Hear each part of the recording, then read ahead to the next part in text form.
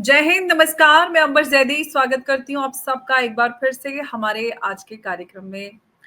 दोस्तों, आज बात करने वाले हैं एआई की। एआई अब सिर्फ एक टेक्नोलॉजी नहीं है, ये 21वीं सदी यानी कि हम 21st सेंचुरी की बात करते हैं तो उसका एक असली बैटलफील्ड है।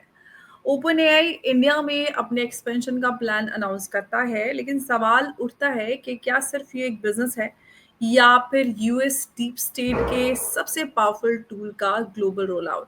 ट्रंप भी अनाउंस कर चुके हैं कि वो एआई में 500 बिलियन डॉलर्स इन्वेस्ट करेंगे, जिसको उन्होंने early this year he announce किया था पूरे इंफ्रास्ट्रक्चर में। और इस सब के बीच में इंडिया भी जो अपना एआई रेवोल्यूशन है उस पर काम कर रहा है। हम बात करते हैं हनुमान और भाषिनी, ये हमारे इंडिजिनस प्लेटफॉर्म है। हालांकि हम सैम ऑल्टमैन की बात करें, ओपन एआई वही सैम ऑल्टमैन है जिन्होंने कहा था कि भारत की जो स्टार्टअप्स हैं वो कभी हमें compete नहीं कर पाएंगे, और आज वही सैम ऑल्टमैन भारत में ओपन एआई को यहाँ पर लॉन्च कर रहे हैं और सब्सक्रिप्शन भी भारत के हिसाब से उन्होंने पैकेज आउट किया है। सवाल ये है कि हम अगर डिजिटल सॉवरेनिटी की बात करते हैं तो ये अमेरिका भारत में आना, एआई को यहाँ पर लॉन्च करना, प्लस भारत अपने इंडिजिनस प्लेटफॉर्म पे भी काम कर रहा है।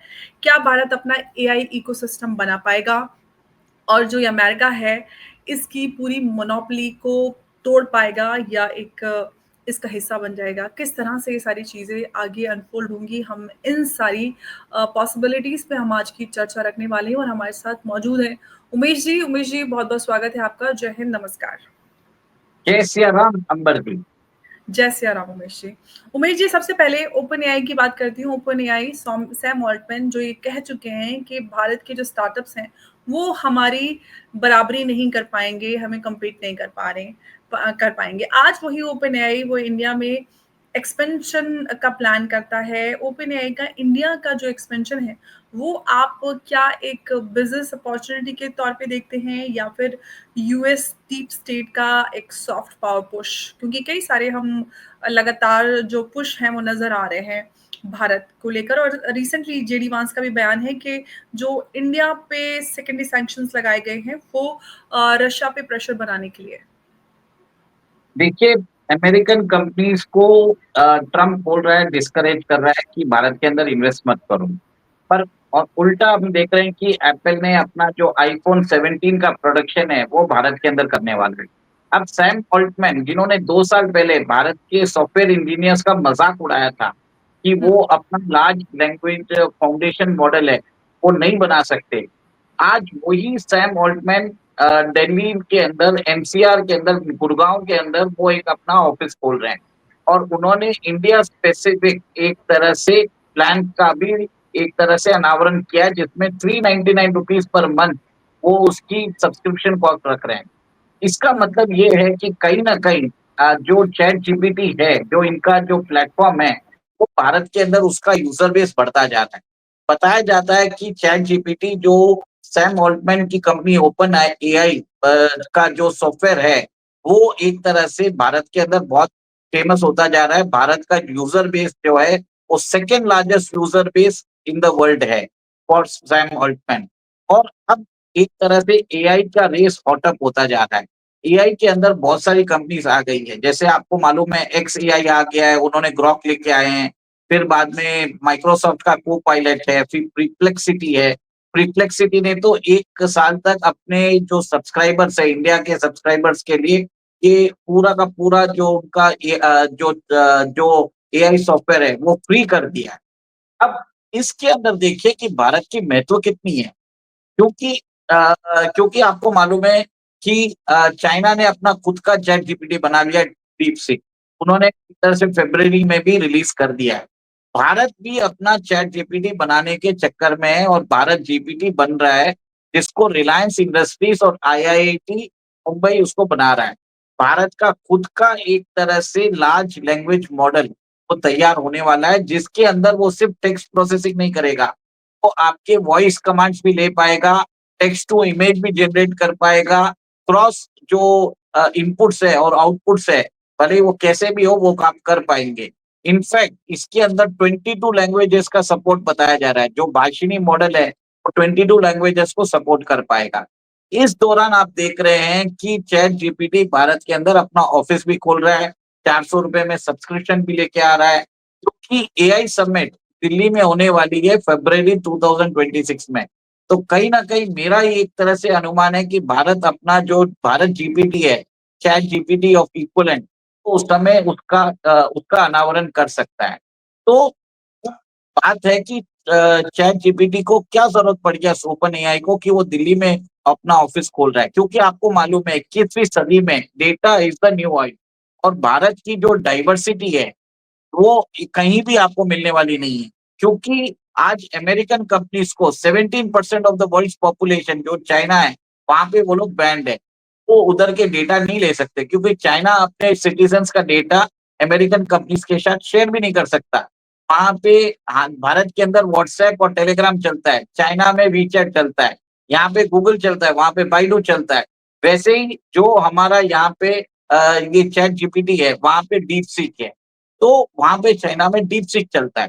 तो इसके लिए ये मालूम है कि अमेरिकन कंपनीज को 17% तो उनके पास नहीं है। जो नेक्स्ट बड़ा मार्केट है, वो इंडिया ही है और इंडिया के अंदर अगर वो उनका प्रेज़ेंस नहीं रहेगा, तो वो कुछ भी नहीं कर पाएँगे, क्योंकि उनको हैबिट्स नहीं मालूम पड़ेगा।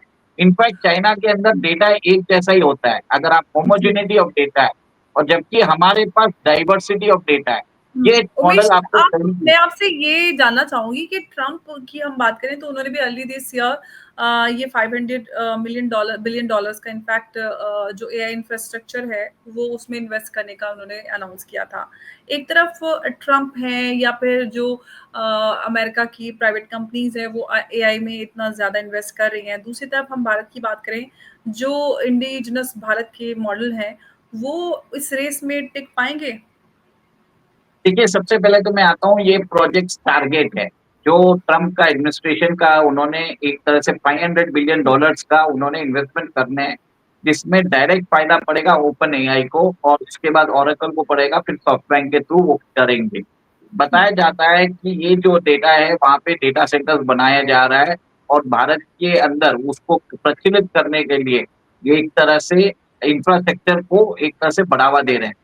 भारत के अंदर भी अगर आपको मालूम है, रिलायंस इंडस्ट्रीज डेटा सेंटर्स बना रहा है जामनगर के पास और बहुत सारे कंपनी जैसे अनंतराज भी है, वो भी डेटा सेंटर्स बना रहे हैं। भारत के अंदर डेटा स्टोर करने के लिए लार्ज डेटा सेंटर्स पहले से ही चालू हो चुका है, जो रिलायंस इंडस्ट्रीज ने बना रहे हैं। सेकंड, रिलायंस इंडस्ट्रीज जो है वो आईआईटी मुंबई के साथ भारत का हनुमान, जो हमारा लार्ज लैंग्वेज मॉडल है, जिसके ऊपर हमारा भारत का जीपीटी बेस्ड होगा, उसको एक तरह से डेवलप कर रहा है। जब लार्ज कॉर्पोरेट जब आपके अंदर पैसा डालता है, तो भारत इसके ऊपर कम्पीट भी कर पाएगा। और एक चीज़ नोट कर लीजिए, जो रिलायंस की कंपनी है, उसके अंदर गूगल भी हिस्सेदार है, उसमें फेसबुक भी हिस्सेदार है। तो और इनके जो वर्ज़न्स है, तो भले गूगल का जेमिनी ले लीजिए या फेसबुक का ले लीजिए या माइक्रोसॉफ्ट का ले लीजिए, ये भारत में फेल हो चुके हैं। तो कहीं न कहीं स्वदेशी जो हमारा जीपीटी है, भारत जीपीटी, इससे कम्पीट कर पाएगा। सेकंड, आप ये भी देखिए कि भारत के अंदर बहुत सारे डायलेक्ट्स हैं, 22 लैंग्वेजेस में सपोर्ट रहेगा भारत का जीपीटी और इसके कारण भारत अपने आप से एक तरह से कम्पीट कर पाएगा। न्यू दिल्ली में 2 फरवरी 2026 में एआई समिट होगा, जिसके अंदर मोस्ट लाइकली रिलायंस इंडस्ट्रीज का भारत जीपीटी का लॉन्च हो सकता है। ये अभी तक पब्लिकली पुष्टि नहीं हुई है, ये मेरा अनुमान है। और अभी एक चीज़ है, चैट जीपीटी जो है यूएस का डीप स्टेट जो मिलिट्री इंडस्ट्रियल कॉम्प्लेक्स का है, उसका सर्वेलेंस टूल है। हमारे सारे डेटा अगर उमेश उनके जी, पास मैं जाएँगे। आपसे एक सवाल करना चाहती हूँ कि क्या एआई के नाम पर एक नया डिजिटल ईस्ट इंडिया कंपनी बन रहा है और जिसमें जो डेवलपिंग नेशंस है वो सिर्फ डेटा सप्लायर बन रहे हैं? डेफ़िनेटली आपने मेरी मुँह की बात छीन ली है। मैं वही बता रहा हूँ कि हमारी प्रोफाइलिंग हो रही है, हमारे हैबिट्स उनके पास जा रहे हैं, हम कैसे सोचते हैं उनको मालूम है और सारी डिटेल्स उनके पास जा रही है। और डिजिटल वर्ल्ड में एक तरह से हमारे ऊपर सर्वेलेंस किया जाएगा और उनके बॉट्स यहाँ तक प्रेडिक्ट कर सकते हैं कि आपके नेक्स्ट मूव क्या होंगे।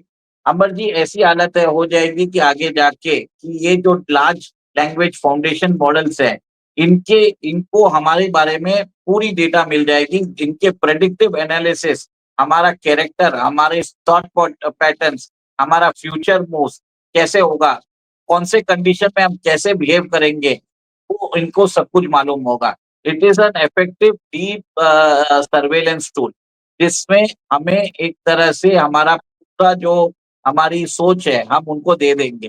दिस इज़ लाइक ऐसे ही कोई यूएस $500 बिलियन का इन्वेस्टमेंट नहीं करेगा। इनफैक्ट जो चैट जीपीटी हमसे ₹400 ले रहा है, वो अगर हमें जी। ₹400 देना चाहिए, हमारे डेटा हुँ, कलेक्ट करने के लिए, हम क्यों उन्हें पैसे दें? मेरा तो ये मानना है। परप्लेक्सिटी ने तो जो भारत का जो हमारा जो एआई है, उसने तो फ्री हुँ, कर दिया है। जो भारत के वो इंडियन फाउंडर है उनके, सैन फ्रांसिस्को में जिनके ऑफिस है, उन्होंने तो फ्री जी, करके रखा है। गूगल जेमिनी ने फ्री करके रखा है। डीपसीक ने हम जी। भारत के अंदर फ्री करके रखा है। पर इन सारे जो फाउंडेशन मॉडल्स में जो आउटपुट होता है, सब बायस्ड होता है। वो इंडिया स्पेसिफिक नहीं होता है। ये anti India, anti civilisation contents हमारे पास भेजते रहते हैं। तो कहीं न कहीं हमें हमारा डिजिटल सॉवरेनिटी के लिए, एआई सॉवरेनिटी के लिए हमारा खुद का भारत जीपीटी होना ज़रूरी है। लेकिन सेकंड उमेश जी, आपको अब ये सवाल ये निकलता है कि हनुमान और हम भाषिणी की बात करें, इस तरह के जो प्रोजेक्ट्स हैं, जो इंडिया की लिंग्विस्टिक और कल्चरल स्ट्रेंथ को हार्नेस कर रहे हैं। लेकिन सवाल ये है कि क्या ये जो ग्लोबल जायंट्स हैं, चैट जीपीटी जैसे, उनको चैलेंज कर पाएँगे? आज जब हम डिजिटल सॉवरेनिटी की बात कर रहे हैं और ऐसे समय में बड़ा इम्पोर्टेंट हो जाता है। देखिए, सबसे बड़ी बात है कि रिलायंस खुद घुस चुका है। रिलायंस का खुद का जो बड़ा उसने डेटा सेंटर्स बना रहा है, वो खुद इस मॉडल को सपोर्ट कर रहा है और आगे जाके आपको मालूम है जियो फाइनेंस है, वो भारत के अंदर वो फाइनेंस जो प्रोडक्ट्स है, वो देने की उसकी आगे एक तरह से प्लान है। और एक तरह से भारत जो चाइना के अंदर वीचैट जैसा प्लेटफ़ॉर्म है, भारत के हुँ, अंदर वो अपना खुद का मैसेजिंग सिस्टम भी डालेगा, आपको बोलेगा कि उसी के अंदर आप मैसेज भी करो, उसी के द्वारा आप वोट भी कर सकते हो, उसी के द्वारा आप अपने सारे जो पब्लिक यूटिलिटी सर्विसेज़ है, वो आप काम कर सकते हो, ट्रांज़ैक्शन भी आप उसी के थ्रू कर सकते हो। अभी तो उन्होंने आईटीआर फाइलिंग भी ₹24 में दे दिया है। तो कहीं न कहीं इसके अंदर अगर वो भारत का जीपीटी डाल देंगे और डेटा भारत के अंदर ही रहेगा, तो एक कंप्लीट इकोसिस्टम बनाने के चक्कर में मेरा तो ये मानना है कि क्या चैट जीपीटी रिलायंस के सामने टिक पाएगा क्या? क्या हनुमान के सामने टिक पाएगा क्या? वो ये क्वेश्चन होना चाहिए। ये उल्टा हो जाएगा क्योंकि चलिए, अगर जो ऐसा होता है तो ये तो बहुत अच्छी बात होगी, लेकिन अब सवाल ये है कि उमेश जी कि हम ओपन एआई और इस तरह के जो बिग टेक हैं, वो इंडिया के सेंसिटिव डेटा को एक्सेस कर सकते हैं। ये तो हम सबको पता है, और डेटा जो है बहुत इम्पोर्टेंट होता है अगर हम सिक्योरिटी पॉइंट ऑफ व्यू से ख़ास तौर से बात करते हैं। तो ऐसे में सवाल ये उठता है कि क्या ये हमारी नेशनल सिक्योरिटी के लिए एक टिकिंग टाइम बॉम्ब है? और अगर है तो क्या कुछ कानूनों में बदलाव करने की आवश्यकता है? हालाँकि हम जानते हैं कि कानून है, उसके बावजूद भी कहीं न कहीं ये सेंसिटिव टॉपिक बन जाता है। देखिए, अभी जो स्टारलिंक जो आ रही है, वो भी अमेरिकन कंपनी है। उसको भी बोला गया है कि भारत के अंदर आपको डेटा सेंटर्स लगाने पड़ेंगे, भारत का डेटा बाहर नहीं जा सकता, आपको हुँ, आधार ऑथेंटिकेशन करना पड़ेगा, सारे सेफगार्ड भारत सरकार ले रही है। सेकंड डेटा प्राइवेसी का लॉ भी आने वाला है, डेटा के अंदर डिजिटल प्राइवेसी लॉज़ ऐसा कुछ आ रहा है, उसके अंदर भी बहुत डेटा को सेंसिटिव माना जा रहा है। भारत के प्रधानमंत्री ने भी बोल दिया है कि आप लोकल जो लोगों को बोल दिया है डेवलपर्स को कि आप खुद का प्ले स्टोर बनाइए, आप खुद का ब्राउज़िंग बनाइए, खुद का ऑपरेटिंग सिस्टम बनाइए, खुद का जीपीटी बनाइए, उन्होंने सब बोल दिया। एआई समिट भारत में करने का भी यही इरादा है कि ताकि भ यहाँ के लोगों के अंदर एक तरह से स्वदेशी जीपीटी को यूज़ करना पड़े।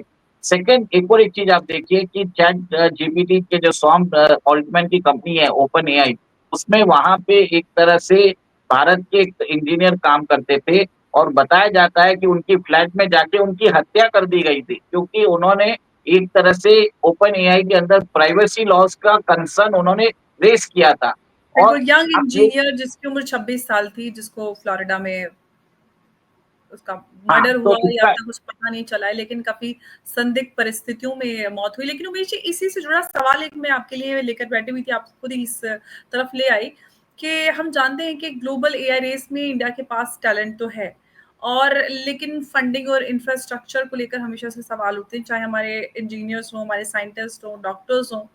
ये होता है, हम यूएस को पूरा टैलेंट पूल दे देते हैं और यूएस उन्हीं से थ्राइव भी करता है, उनके टैलेंट का इस्तेमाल करता है। क्या हम फंडिंग और इंफ्रास्ट्रक्चर की कमी से सिर्फ एक बैक ऑफिस ही बने रहेंगे? देखिए, सबसे पहले अगर हमें कुछ इम्पोर्ट करना पड़ता है, तो हमको एक्सपोर्ट करना पड़ता है, ठीक है? अमेरिका को ज़रूरत नहीं पड़ता है, अमेरिका को सिर्फ़ डॉलर छापना पड़ता है। एवरी डे वो 2 से 3 डॉलर तो 3 बिलियन डॉलर छाप के वो अपना खर्चा पूरा कर रहे हैं। इसी के कारण अमेरिका के अंदर सारा इनोवेशन भी आता है, सारा एडेप्टिव वो लोग उधर भी बेस्ट माइंड्स उधर भी भागते हैं। The reason is they can create the money at will. हम नहीं कर सकते, हमारी करेंसी रुपया is not a global currency, American dollar is a global currency और वो छाप के वो दुनिया भर में भेज देते हैं और जिसके हुँ, कारण हम उनका कंज़म्पशन फंड करते हैं, इसके लिए उनके पास ऑप्शंस होता है, वो जी। इनोवेशन के ऊपर ध्यान दे सकते हैं, वो पैसा लगा सकते हैं। देखिए हमारे पास we are constraint of resources, ये चीज़ देखिए, in spite of constraint of resources we are doing well, ये एक बहुत बड़ी बात है। India is emerging as a pole against America itself. इसके लिए आप देखिए जेडी वेंस भारत के ऊपर सैंक्शन लगाने की बात करते हैं। वो बोलते हुँ, हैं कि अमेरिकन टेक कंपनीज़ को आप पूरा एक तरह से आप उनको पूरा इनको फ्रीडम दो। आज इंडिया अमेरिका से इकोनॉमिक डिक्टेशन नहीं ले रहा है। वो हुँ, यहाँ पे भारत के प्रधानमंत्री है, वो अमेरिका के अगेंस्ट खड़े हैं।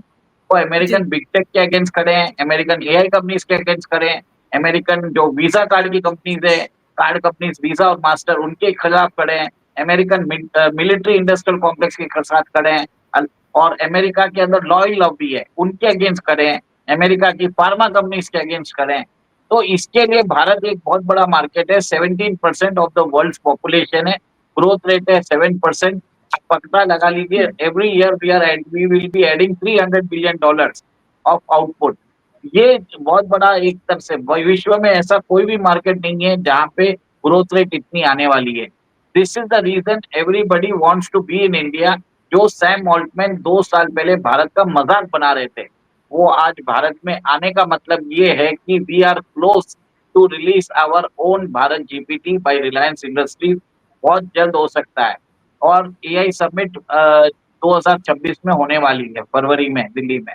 तो इसी के द्वारा क्योंकि अमेरिकन कंपनीज़ ऐसे नहीं आती है, कोई ना कोई रीज़न होता है कि वो जो सर्विसेज़ की वो जो दाम लगा के रखे थे, मेरे ख्याल से अराउंड ₹2000 था, उसको सडनली ₹400 कर दिया।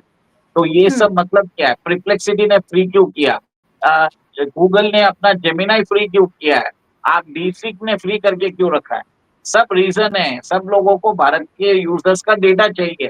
This is the very much important reason और भारत ने स्टारलिंक को भी बोल दिया कि डेटा भारत के अंदर ही रहेगा, अब मैं बाहर ये नहीं सवाल करना जाएगा। चाह रही थी उमेश जी आपसे कि भारत की जो पॉलिसी है क्योंकि सिंस हम बात करें कि एआई को हम नेक्स्ट ऑयल बोल रहे हैं कि अब एआई के माध्यम से लोग बड़ा उसको इस्तेमाल कर रहे हैं डेटा सारी कंपनीज जैसे आपने कहा कि सब फ्री कर रहे हैं उनका जो मंथली चार्जेस है उनको सस्ता किया जा रहा है ऐसे में जो इंडिया का अपना डेटा है यानी कि डेटा ऑयल है उसको प्रोटेक्ट करने के लिए क्या भारत तैयार है या फिर हम एक बार फिर से डिजिटल कोलोनाइजेशन के लिए ये सब खुला छोड़ दे रहे हैं। कोई स्ट्रॉन्ग पॉलिसी इसके लिए भारत सरकार लेकर आ रही है डेटा प्रोटेक्शन के लिए? देखिए, भारत सरकार तो लेके आ रही है, इसके लिए अमेरिका वहाँ से रेजिम चेंज ऑपरेशन करवा रहा है। इसी के लिए आप देखिए कि भारत के अंदर वोट चोरी का कैंपेन राहुल गांधी चालू करके रखा है। इसी के लिए ट्रम्प धमकी देता जा रहा है। बाकी सब तो एक तरह से रीज़न है, कोई मतलब नहीं है। The real reason is Bharat सारे स्टेप्स ले रहा है, जिससे अमेरिकन बिग टेक को प्रॉब्लम आएगा। मैंने जैसे बताया आपको रिलायंस अपना ये हनुमान वाला लेके आ रहा है, ओला अपना कृत्रिम करके लेके आ रहा है। अब रिलायंस जब लेके आएगा अपना लार्ज लैंग्वेज मॉडल, तो वो जो भारत जीपीटी जैसा रहेगा बेस्ड ऑन हनुमान एंड बाचनी, उसके अंदर वो क्या देने वाला है? वो हेल्थ केयर सर्विसेज़ देगा, फ्री में दे देगा, ठीक है? आप पे गवर्नेंस दे देगा, आप अपने म्युनिसिपैलिटी में कोई कंप्लेंट करना चाहो या कुछ करना चाहो, सारी चीज़ें इनबिल्ट आ जाएगी ऐप के अंदर। फाइनेंशियल सर्विसेज़ वो देने वाला है। एजुकेशन अगर आप दे दिया तो क्या हो जाएगा? सब इंटीग्रेटेड अगर उसी ऐप में हो जाएगा, तो आप सोचिए जो अमेरिकन कंपनीज जैसे व्हाट्सएप है, जो चल रहा है मैसेजिंग सिस्टम, क्या आप यूज़ करोगे अंबर जी? अगर एक ही ऐप के अंदर, एक ही इंटरफ़ेस के अंदर आपको सब कुछ मिल जाए तो? नहीं होगा ना, भारत के अंदर वो डेवलपमेंट हो रहा है।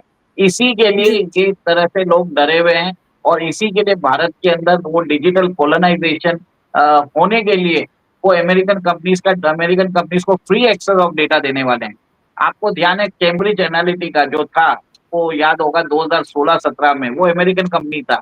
उसने यहाँ पे फेसबुक का डेटा को एक्सप्लॉइट करके एक तरह से अमेरिका के अंदर भी बताया जाता है कि वहाँ पे इलेक्शन गड़बड़ी हुई है और भारत के अंदर भी कांग्रेस ने उस समय गुजरात इलेक्शन 2017 में बहुत यूज़ किया था। ये वापस अभी भारत के अंदर चालू हो चुका है। This is an another form of colonialization जिसमें आपको एक तरह से गुमराह किया जाएगा। आपको ऐसी खबरें दिखाई जाएगी कि सरकार के अगेंस्ट हो। भ्रामक जो एडवर्टाइज़मेंट्स है वो आपके पास आते रहेंगे। भ्रामक जो संदेश है, जो चाइना और अमेरिका और पाकिस्तान, टर्की, अज़रबैजान से बॉट्स बना के वहाँ से लोग लिखते रहेंगे।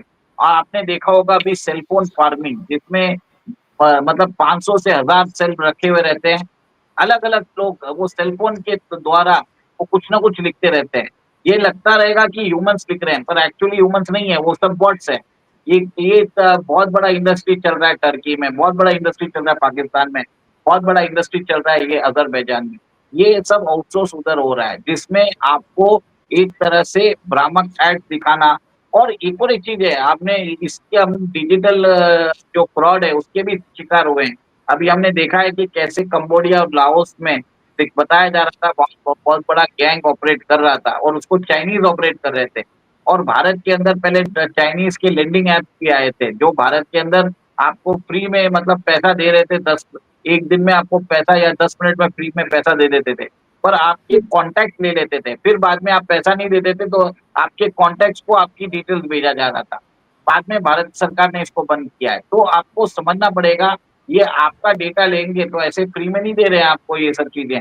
आपका डेटा यूज़ करेंगे आपके ऊपर ही टारगेटेड एडवर्टाइज़मेंट के लिए, कभी-कभी आपको मनोवैज्ञानिक तरीके से ब्रेन वॉश करने के लिए, क्या रेजिम चेंज ऑपरेशन करने के लिए। बस ठीक है आप यूज़ ज़रूर करिए, पर ये जो बोलते हैं वो ज़रूरी नहीं है कि सही हो। कोई भी डेटा आएगा, जो भी है उसका एक तरह से चेकिंग करना ज़रूरी है, ड्यू डिलिजेंस करना ज़रूरी है। मैं ये बता रहा हूँ आपको। बिल्कुल, बिल्कुल और एआई की रेस शुरू हो चुकी है और इस दौर में ना सेकंड प्राइज़ है, ना कंसोलेशन। ओपन एआई का एक्सपेंशन और ट्रम्प का 500 बिलियन डॉलर का प्लान जो इस एआई इंफ्रास्ट्रक्चर में इन्वेस्ट करने का है, ये एक मैसेज है कि जो एआई है, वो अब जियोपॉलिटिक्स का एक बड़ा हथियार है इट और is a digital arrest. Bharat के जो इंडिजिनस एफर्ट्स हैं, जिसमें हनुमान और भाषिनी की हमने बात की, एक अहम शुरुआत है, लेकिन असली टेस्ट ये होगा कि क्या हम अपना इकोसिस्टम बना पाएँगे और ये जो बड़े जायंट्स हैं, इनको टक्कर दे पाएँगे या फिर एक डिजिटल कॉलोनी बन जाते हैं और सवाल ये भी है कि 21वीं सदी में क्या एआई बैटलफ़ील्ड में भारत अपना खुद का फ्यूचर लिखेगा या और ही किसी की स्क्रिप्ट पढ़ेगा? उमेश जी बहुत-बहुत धन्यवाद आपका हमारे साथ इस चर्चा में जुड़ने के लिए। नमस्कार, जय हिंद, जय भारत। जय सिया राम। जय सिया राम।